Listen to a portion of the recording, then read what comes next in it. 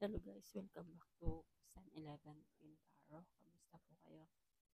Pasensya na po ang natagalan. Natagalan yung pag-upload ko. So titignan natin ang inyong energy ngayong buwan ng May, mga Cancer. So simulan na po natin.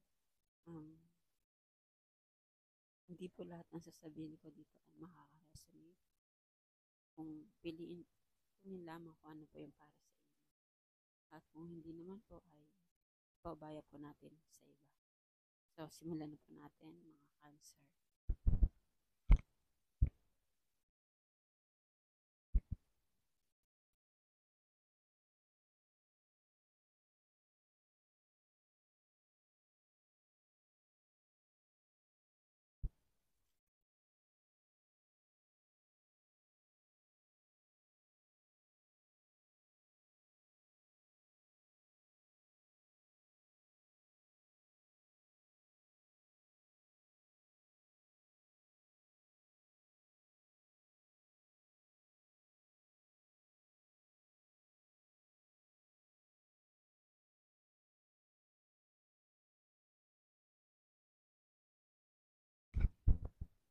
Okay, mga Cancer.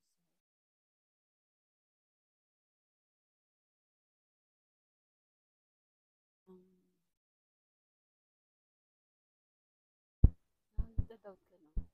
May pagdadalawang isip ka sa sarili mo. Parang natatakot ka.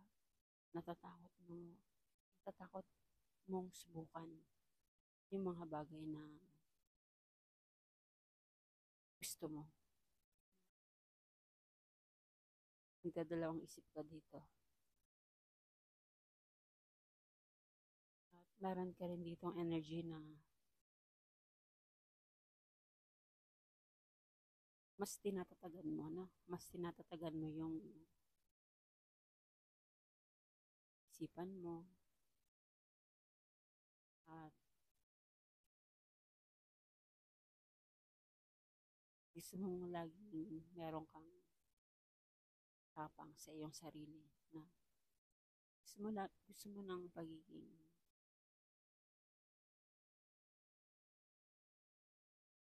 balanse na sa bawat sitwasyon na kung ano yung dumarating sa'yo. Kaya lang, nandun din yung pagiging doubt mo. Nagdadalawang isip ka rin, no? Siguro,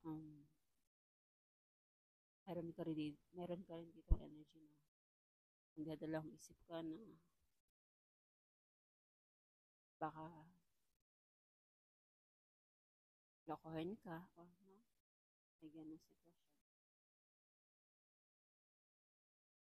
And then, nasa stage ka ng searching, no? Parang hinahanap mo yung sarili mo na paano ko ba mamahalin yung sarili ko? Paano ko ba alagaan ang sarili ko? So, gumagawa ka ng paraan dito para makuha mo yung attention. No?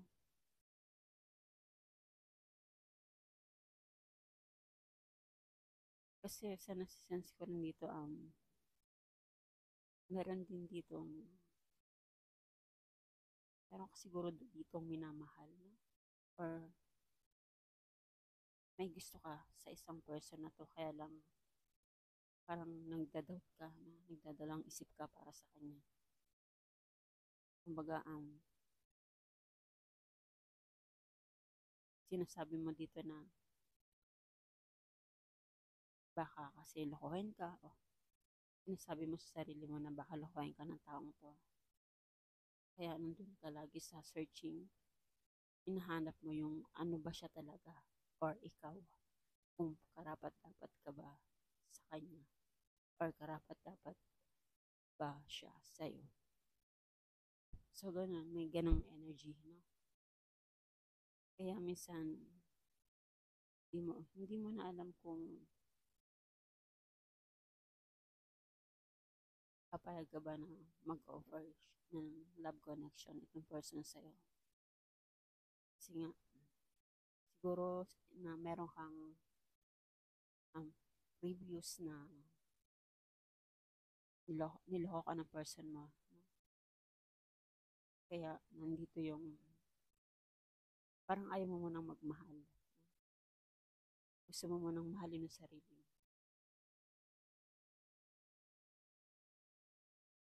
Gusto mo munang alagaan ang sarili mo.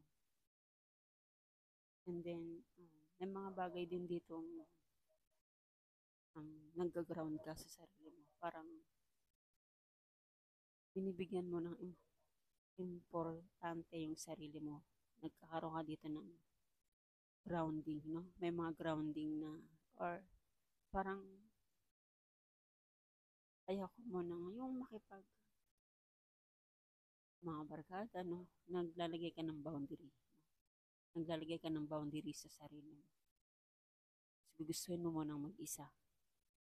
Kasi kapag nag-iisa ka dito, mas marami kang naisip na mga magagandang idea. Lalo pat kapag ikaw lang ang mag-isa. No? At pinag-iisipan mo rin itong person na to kung handa mo siyang tanggapin para sa'yo. Pero nandun pa rin nung lakas ng loob mo. No? Gusto mo pa rin sumubok. Nilalakasan mo pa rin ng kalooban mo, no? Para hindi ka dito mapanghinaan ng loob. No? At nandun ka sa stage ng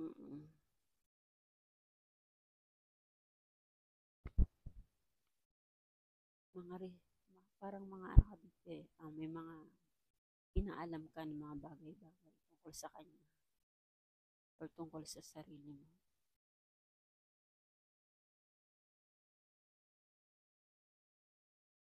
So,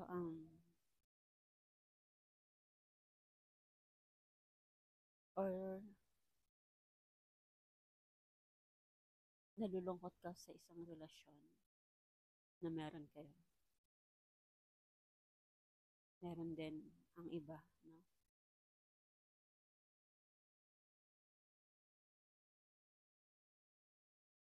O kaya parang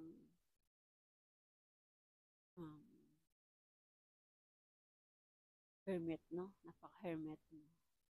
Hermit mode. Parang malungkot, bugnutin,